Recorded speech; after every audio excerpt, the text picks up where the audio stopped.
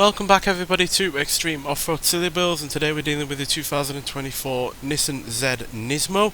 Now this has 1016 horsepower, 829 pounds-feet of torque from a 4.1 litre twin turbocharged V6 engine.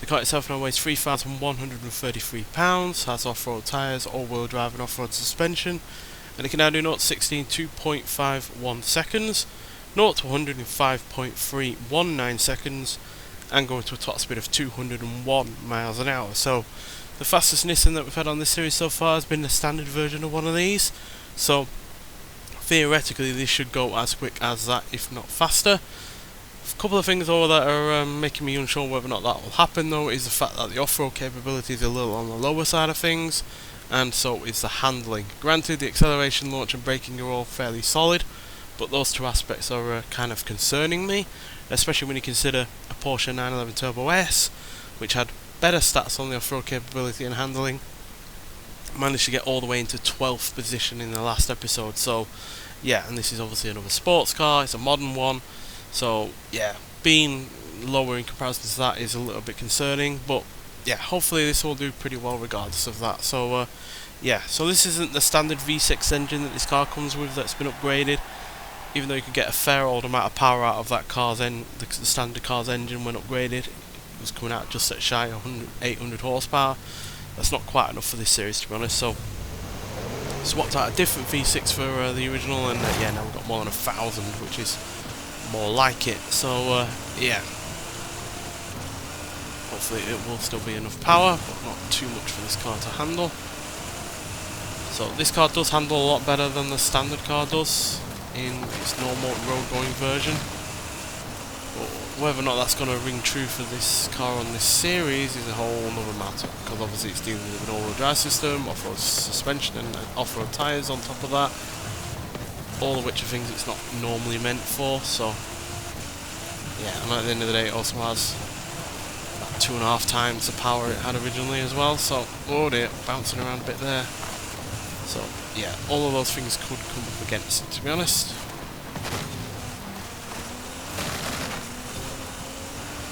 It's far from the lightest of vehicles either.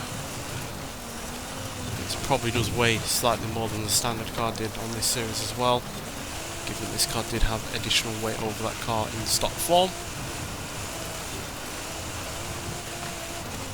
For now, outside of a couple of issues with the bumps and the jumps, it's doing okay.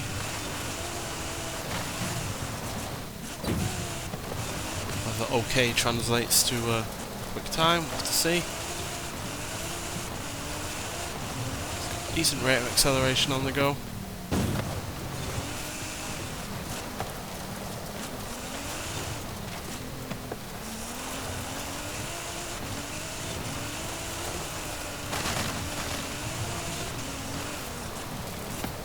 All-wheel drive system isn't playing havoc too much. There is a hint of understeer here and there, but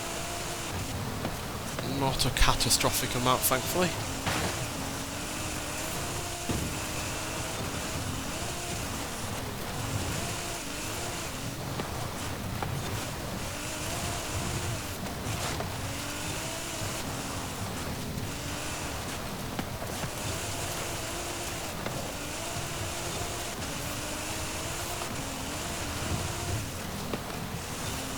Given a decent amount of room, it's able to get up to a good rate of speed as well.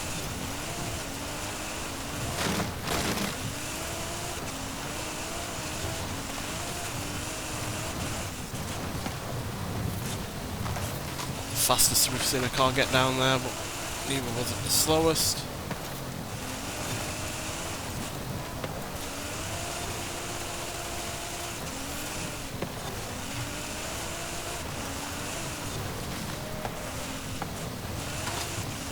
Not sure where this V6 is from, but it's a pretty good one.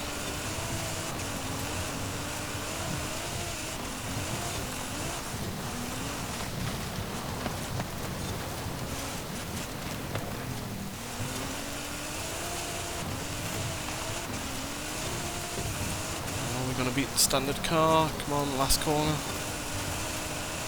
Pretty smooth through there. And yes, we have beaten the standard version of this car with a time of 3 minutes 13.209.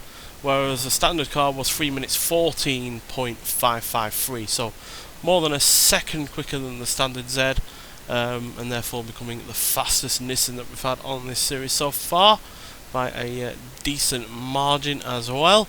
And just like the 911 Turbo S that we had in the previous episode, this has landed inside of the top 20, coming ahead of the likes of the Alfa Romeo Giulia Sprint GTA Stradale, the RJ Anderson Polaris Razor Pro 4 truck, Aston Martin DBR1, and it knocks the Automobili Pininfarina Battista out of the top 20. But we are slightly behind the likes of a McLaren Sabre, Morganero GT, Lancia Delta S4, Fast and Furious Datsun 240Z, and the Porsche 911 Turbo S from the previous episode. But we're only less than a second behind that car, and that was a even quicker vehicle than us on this course, while feeling it as well. While this didn't feel particularly quick, but obviously it was fairly quick considering its time. But yeah, it wasn't the most confidence-inducing car. It had some understeer with the all-wheel drive system, and had some issues with the bumps and jumps because it was, you know, bouncing around a fair bit. I don't think the off-road suspension was working too well with the rest of the car, which is a lot stiffer than the standard car, by the way, so that could be why. But still, the time has you know, been really rather quick, and that is at the end of the day what we are looking for, regardless of the experience down the course. So yeah, pretty damn good, and nice to have a new fastest Nissan, and also nice to have another car into the top 20, second time in a row now, after a quite a while of having no cars getting in there at all. So yeah, on the whole, a fairly good car. Not the most confidence inducing down the course, but the time is what we like I said, is what the result that we want at the end of the day, and it's a pretty damn good time there as well. So yeah, but nonetheless, thank you for watching, and I'll see you in the next one. Bye.